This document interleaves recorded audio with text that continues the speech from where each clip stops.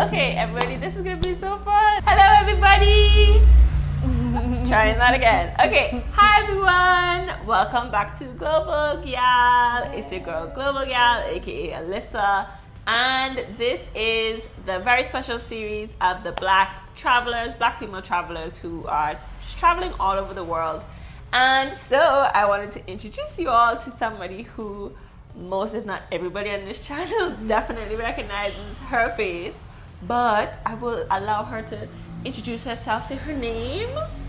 Hi all. It is though, it kinda is.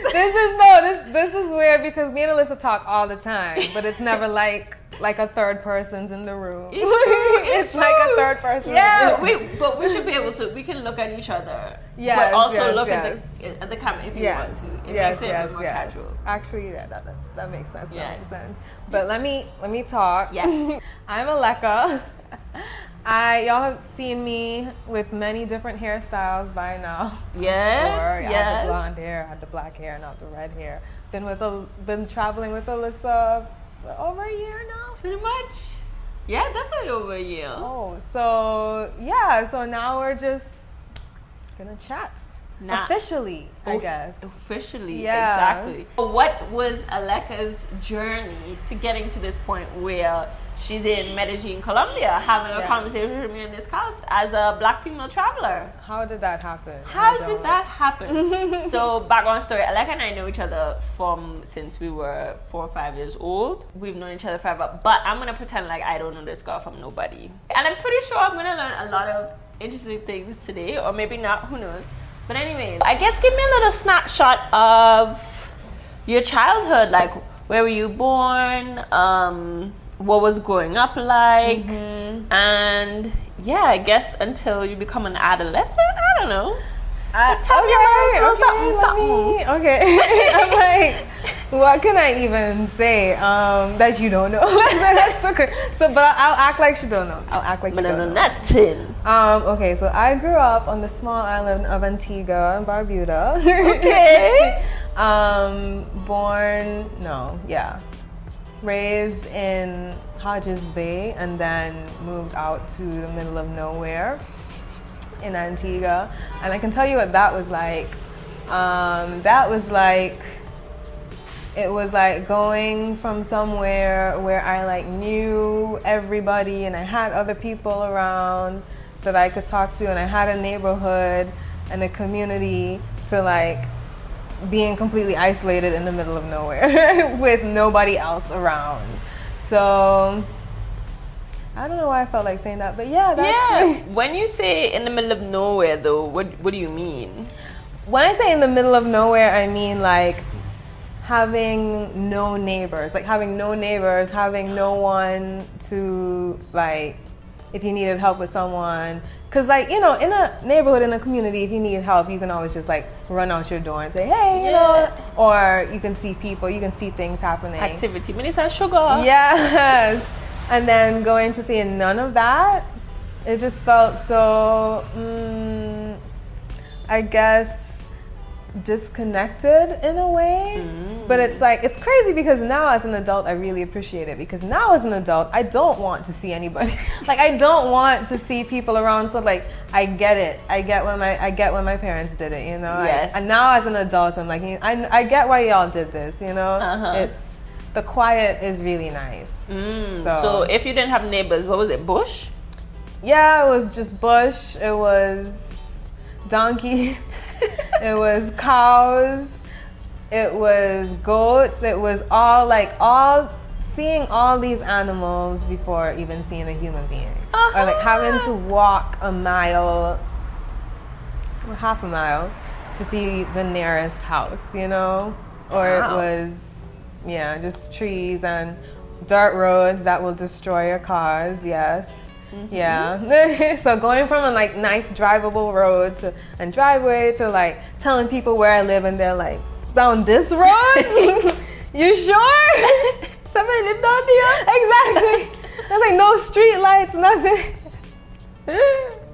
So yeah, my childhood was interesting. Okay. So I grew up with my two brothers. Akeem and Trevette. 3 of us grew up together, but my dad has 8 children. Okay. So the 5 of which came before me and my brothers, and they all live.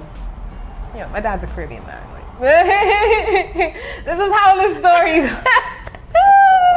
This is how the story goes. Okay. So yeah, I grew up in Antigua with my 3 brothers. Yeah. And that was fun. Like, now I feel like because of my brothers, I'm a nerd, and I love that. I love games. I love anime. I love cartoons, and that's because of my brothers. Oh, okay. So y'all were inside a lot, just doing all that kind of stuff. Yeah, pretty much, like playing games or watching Like, we used to look forward to Saturday morning cartoons. Like, that was our shit. That was the only time me and my brothers never fought over the TV. Because we are in agreement. We're watching this, and then we're changing to this, and we're watching this, and we're changing to this. That was the Saturday morning ritual before we had to go to like tennis or swimming or whatever activity. It was like, let's get in as much TV as we can. Yes, 100%. You did mention tennis and swimming. So were you a very active child, very indoors, a bit of both? Look, let me tell you something about me.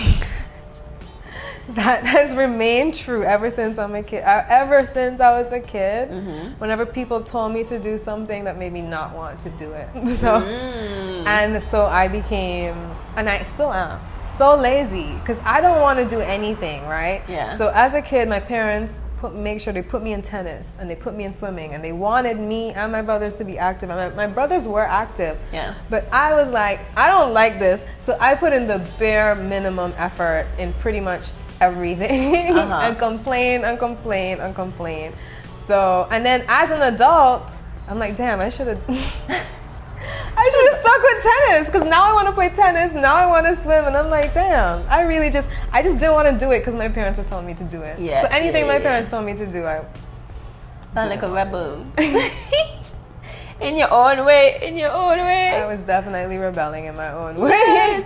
And so what was it like growing up in the Caribbean, much just growing up in a small Caribbean island?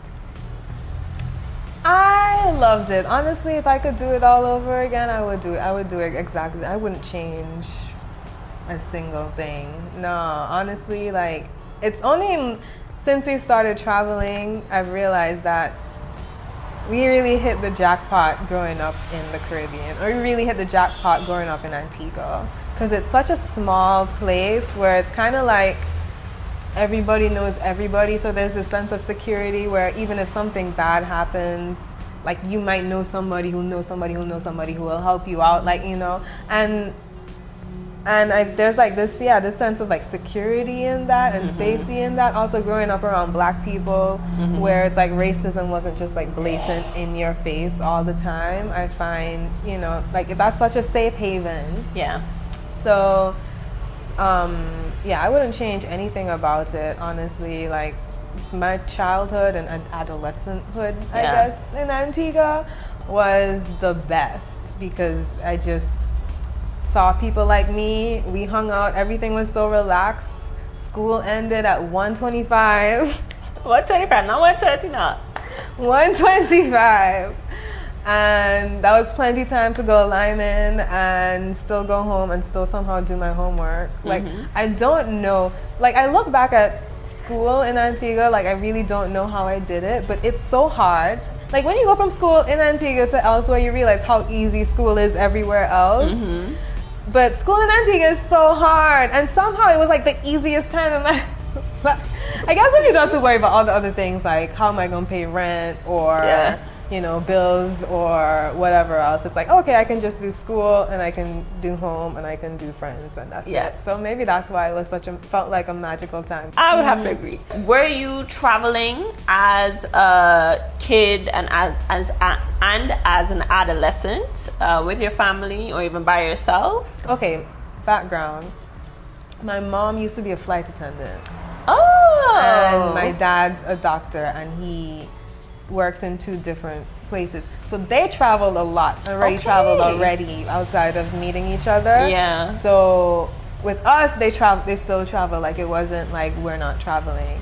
So their trips, my mom took me to Disney World as a baby. And maybe that was my first trip, but we have been traveling. So the first trip that I remember was a trip to St. Thomas.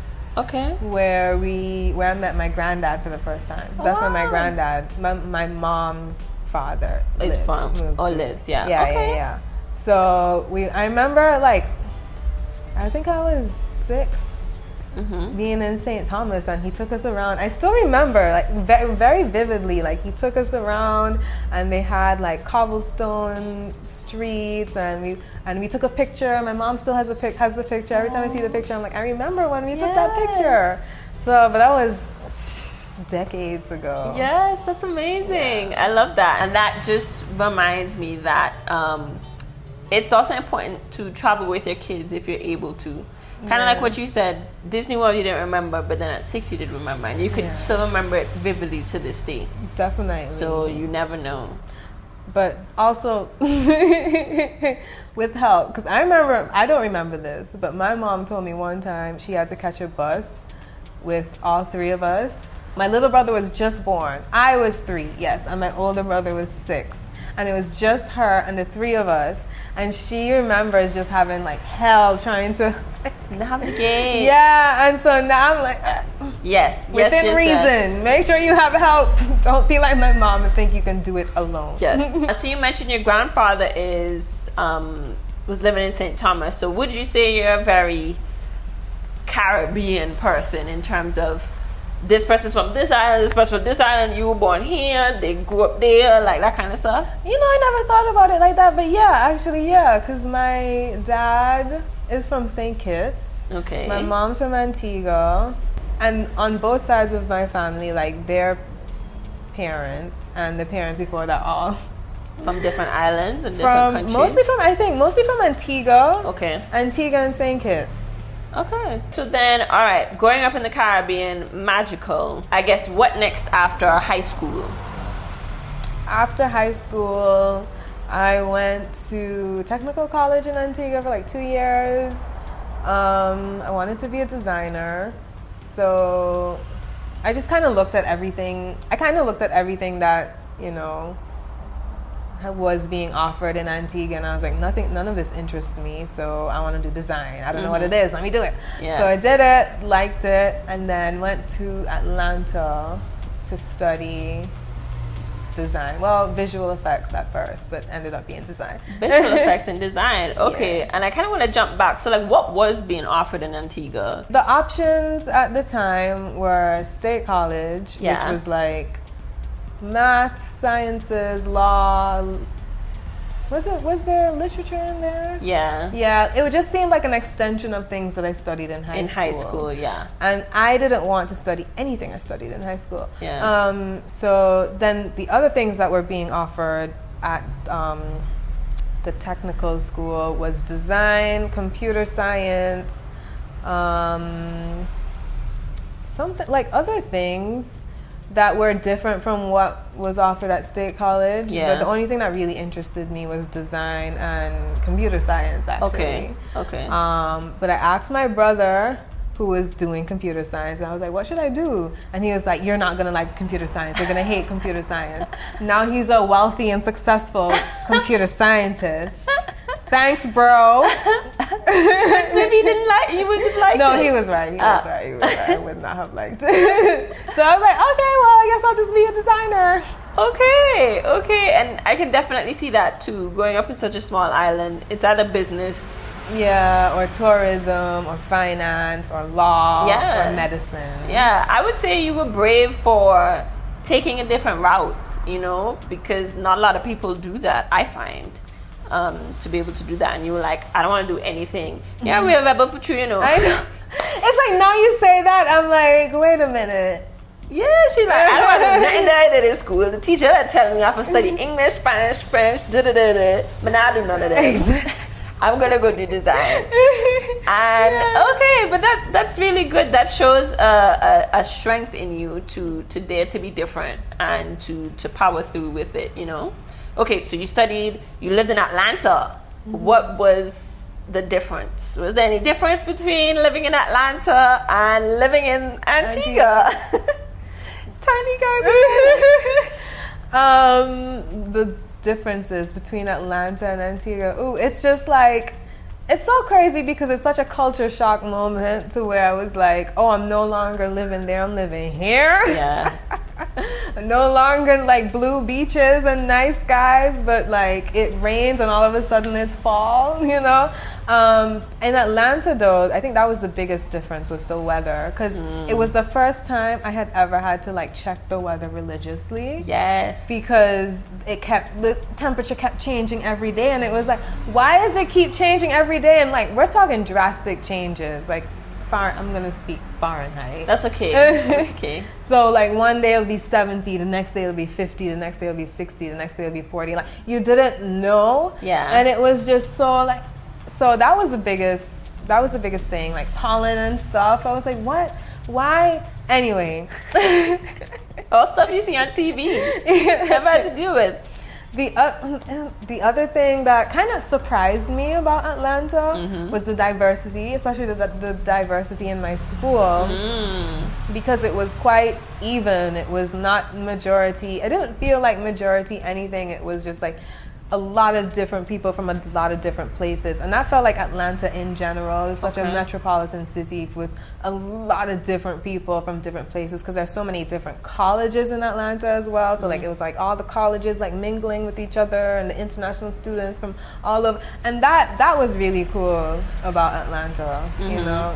And then I think the biggest difference was just the southernness of it all. Like it was really like stepping into like the South. Like I know Atlanta's not considered the South, but for me, who had never been to the South, it was very like, oh, this is the South. You know, there's different rules here than the North. So. Okay, and then you said that you went to study design. Was it at a just regular university, art school? Yeah, I guess you could say it was art school, a university.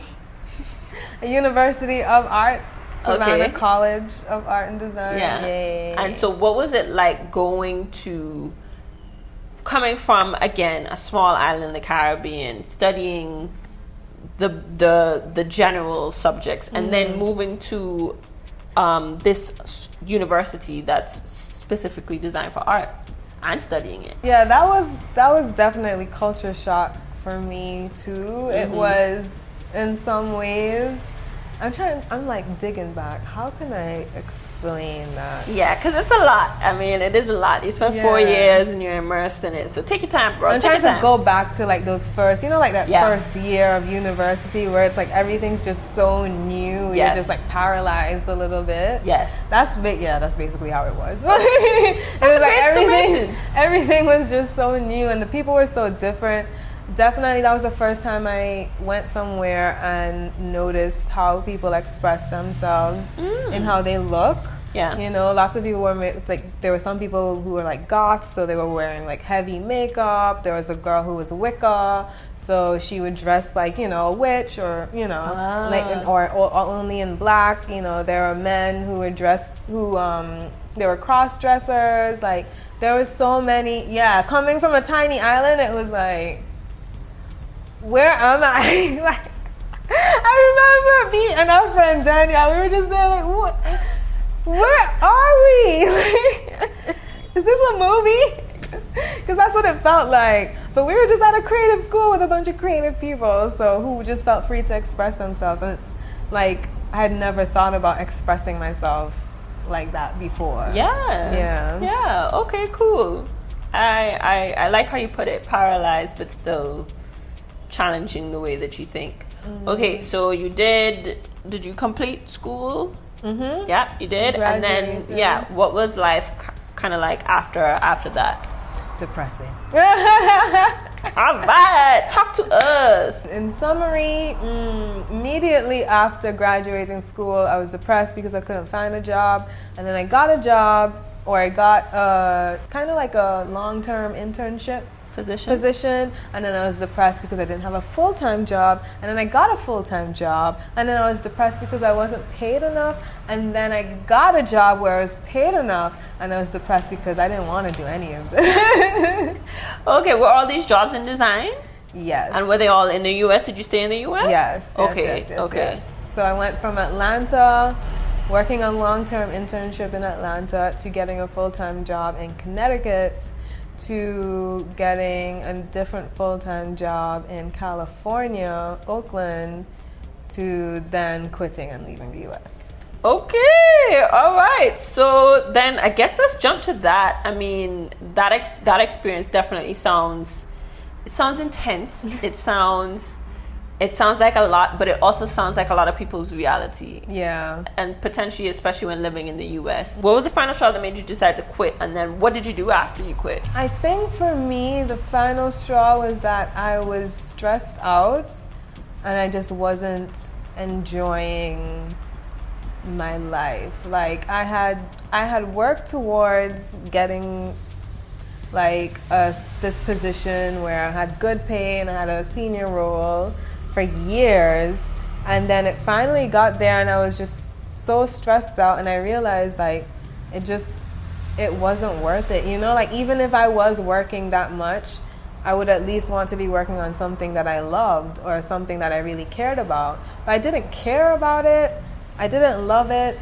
I liked it, but it wasn't like, you know, I love this so much, I want to pour all this time and energy and effort into this. And I found like as I was climbing up the ladder, more effort and energy was required to keep and even surpass your position. So it was kind of a moment for me where it was like, if I continue, like that's the path I'm going to go down. I'm going to go down a path where I'm putting all this energy and time and effort into something that isn't fulfilling. Yeah. And I can do that.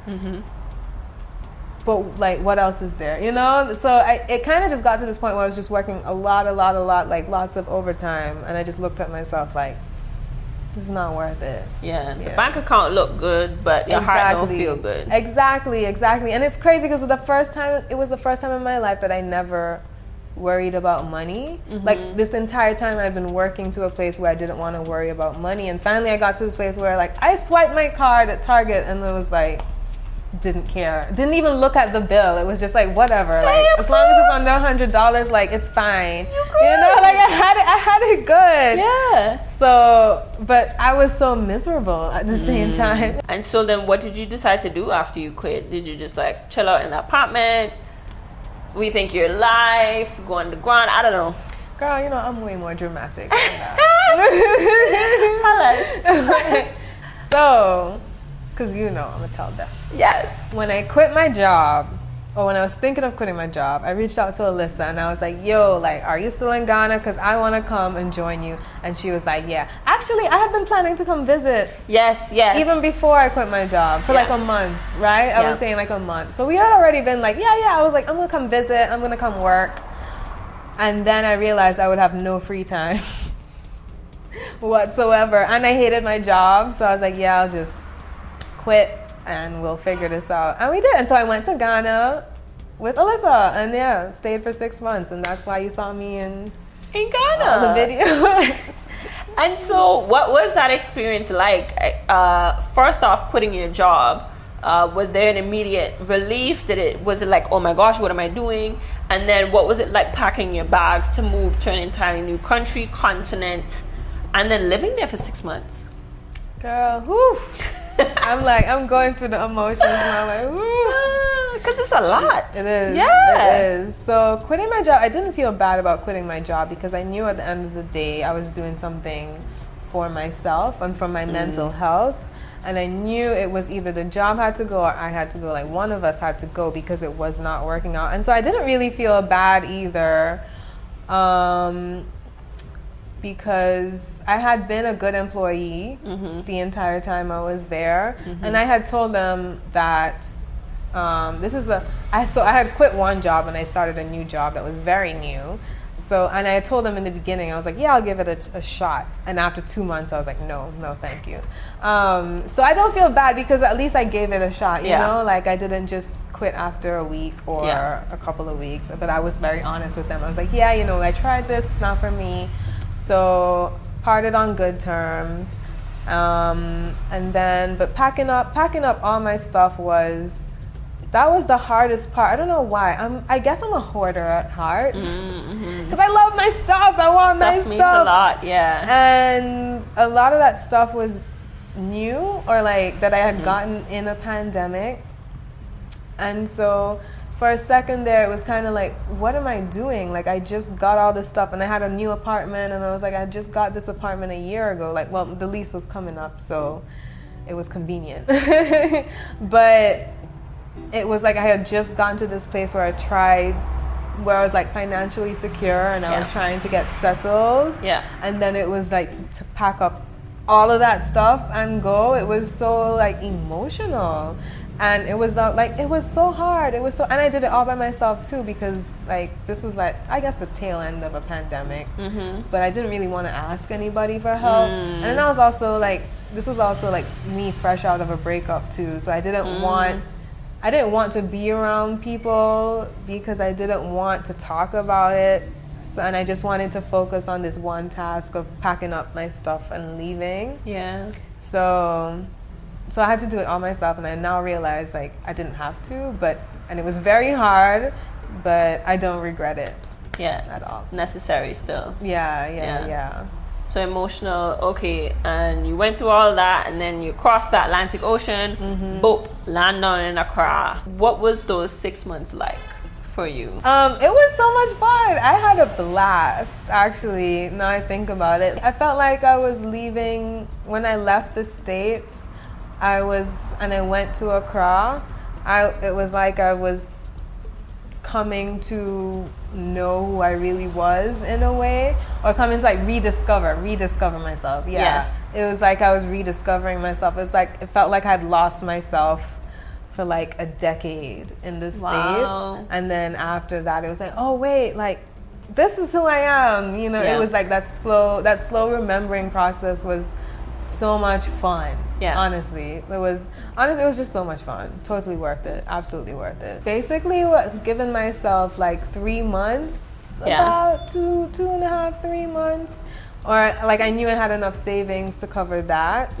So I really just needed a break from work, to be honest. Because from the middle of 2019 until the end of 2021, I hadn't taken a vacation. I hadn't really taken any time off. Yeah. So after that, and I still worked the entire pandemic. I didn't miss a day of work. Because I still worked online. Yeah. Like we just immediately went from in office to online. And so I never missed any work. I was online and available 95% of the time. Wow. So after that, working every day, I really just wanted to like chill for at least 3 months. But me, I keep finding things to do. I'm not even gonna lie to you. I keep having ideas, and I'm like, oh, I should do this. So I never really take a break.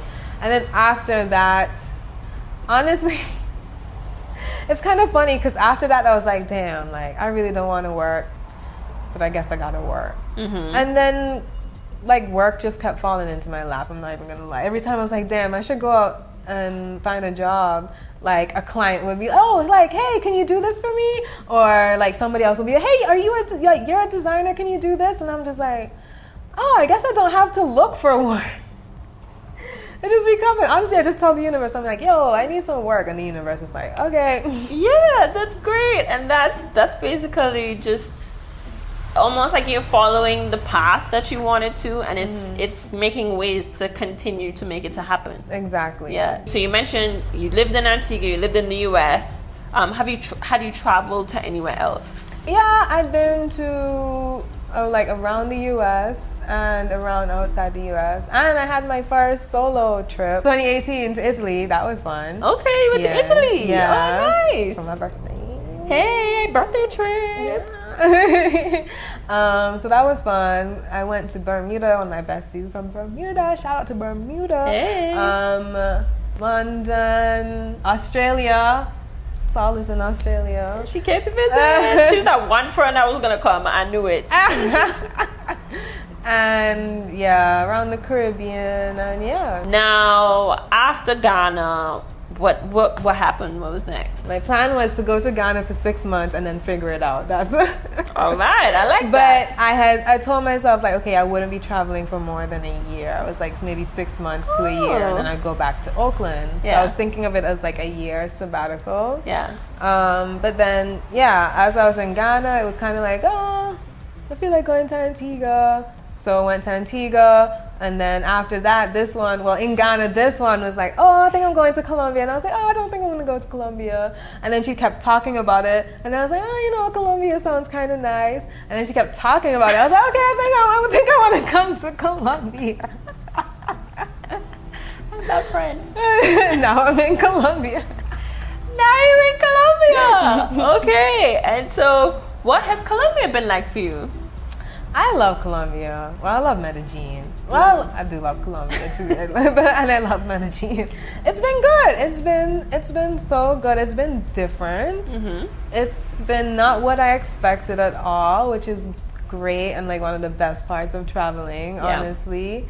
And it's been so relaxing, honestly. Like, even living in a city is relaxing. It's like, how is living in a city relaxing? But it's relaxing. It's good for my brain. Okay, can we talk about this for a second? Yeah. Because I have learned there's so many benefits to living in a country where you don't know the language. At least when you're an overthinker like me and you take in everything, right? Okay, overthinker First of all, in a city like Colombia, where you don't know any Spanish, when you walk down the street, you don't know what any signs are saying. So you're not bombarded with information. You're just forced to look and be confused and just keep going. And it's like, that's crazy to me because I read everything I can read. Okay, yeah. And it's like, it's a lot easier here to just tell my brain, no, we're not doing that. We're just going to keep going. You ain't going to understand what's that going to be saying. Exactly. And so that's the other thing, like, you can't eavesdrop.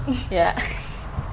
You can't eavesdrop, not even accidentally. So it's like you're forced to like mind your business. If you want to drink water, mind your business. Exactly. Come to Colombia because you will be drinking water and minding your business. Yes. So, and then it's also good for like working out your brain too, because learning a language, I've noticed, is so good for your brain and for your memory. And it's like a nice challenge. Mm-hmm. And it forces me to be a lot more simple when I'm talking to people. So like usually like this, when I'm talking to people, I'm long-winded and I talk a lot, right? I can't do that in Spanish. Not yet. Yes. But so when I have a conversation with someone, it has to be simple and forces me to think a lot more simply. I'm like, oh. Yeah.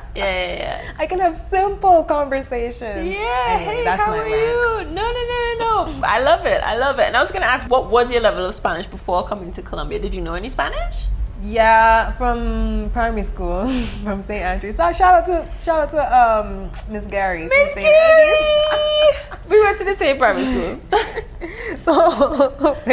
And the same high school. So what we knew from high school, whatever I knew from high school. Shout out to Miss Stout. That's what I knew. So I would say that was like I want to say basic because I forgot a lot. Yeah. And that didn't scare you? Definitely, for sure, 1000%. It was scary. It was. I was like, you said that so calmly, 1000%. But no, it was scary because like we didn't know what we were walking into, and then my brother had been to Colombia before. Yeah. And he was like, yeah, they don't speak any English. Comforting. So, exactly. So it was like, what am I getting into? And then coming here, I realized, like, people, even if people don't speak that much English, they're still going to try help, and everybody has Google Translate. Like, you can figure it out, even if you don't know the language. So that's what made it less scary. But in the beginning, it was scary. What are your plans? What are your next plans? What's next on your agenda? I want to go to Thailand. Mm-hmm. So I'm convincing somebody to go to Thailand. But I'm nothing set in stone yet. I'm kind of just like, I've been to Australia, Africa, Europe, South America, Central America, North America, and the Caribbean. It's like, why not round it out, go to Asia? So I really want to go to Asia later this year. But we'll see what happens. Do you see yourself continuing this travel life? Forever? No, I don't think forever. I I definitely think I still want to continue slow traveling. Yeah. But for much longer periods of time maybe, and I wouldn't mind going between like two places that are mine, that, you know, are stationary and that, you know, I have my stuff in. Because as I get older, I'm starting to be more reluctant to pack up my stuff. Okay. Yeah, because it's like, before it was like 6 months, such a long time. Now it's like, damn, like I'm only gonna be unpacked for 6 months. So I definitely want to keep traveling, but where it's less of like, oh, I have to like pack all my stuff up like after a little bit and bounce. But for now, I think for the next, I don't know, year or so, I'm still traveling. From when you decided to quit your job and move to a new country and travel, what would you say has been the benefits of it? Definitely the benefits have been in anxiety. It's such a weird like response, but it makes me less anxious in a way, because it forces me, because when things happen, it's like when you travel, it's like sometimes you have no choice but to just wait it out. Or like when we took the bus to Cali, it's kind of like I got to that point where it's like, well, all I can do is laugh, because what else we could do? Like if we're here anxious and fretting, we're just gonna have a terrible time. Yeah. So, and I think that's the biggest thing that I've learned, that even if like some, you know, mistakes happen or flip ups happen, it's gonna work out. Like it's never that big a deal. It's gonna work out. It has to work out at some point, you know. So I think it's been a great benefit that way, and I think that's something like people always want to caution people from traveling, is because like, oh, what if this happens, or what if that happens? And I realized like, yeah, they happen, but then that doesn't make the trip less worth it. You know, the trip is still worth it, even if some screw ups happen. You know. Sometimes it makes the trip even sweeter. Yeah, man, it makes for a good story. Let me tell you that. Definitely. All right, what piece of advice would you give to anybody who potentially is thinking about quitting their job and starting this, I guess you could say, digital nomad life? My advice for people who want to quit the job. Even if you don't know what you're going to do after, it's okay, because if the job is stressing you out that much, just not having that burden is going to help you feel so much better, and it's just going to open up all these different pathways for you. So quit the job today. Do not give a 2 weeks notice. Just dip. This is your sign. This is your sign. Exactly. It's not worth it. It's not worth it. It's not worth it. But to travel, if you want to travel and you are afraid of basically being by yourself and meeting new people, especially if you're like based in the States, just do it.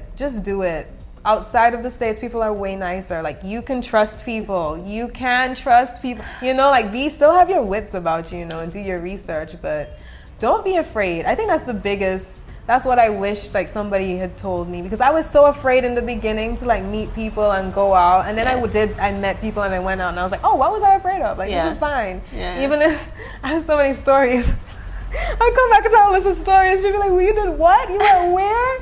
With who? People you just met? And like, it sounds crazy, yes, I know, but it always worked out. So go out there, don't be afraid. People are nice. Yeah, I definitely have to agree with that one. People are nice, and if you think about it this way, one, you'll probably more often than not meet other travelers wherever you are. Somehow we all attract each other. Two, they're just as scared as you. Yeah, they're just as scared as you, but they're doing it anyway. So just realize you're gonna meet like-minded people, you know, who haven't experienced the same things or worry about the same things, but they're doing it. So feel free to join them by not being afraid. No, definitely, because I feel like I've met more like-minded people since I started traveling than before I did. And it was like, oh, this is where y'all were. Got about it. Exactly. Yes. Okay. I guess, do you have anything else to share or not? Or follow me on Instagram at Hey Alecka, and follow me on TikTok. If you like rolling videos, if you don't know what rolling is, don't worry about it. Yes.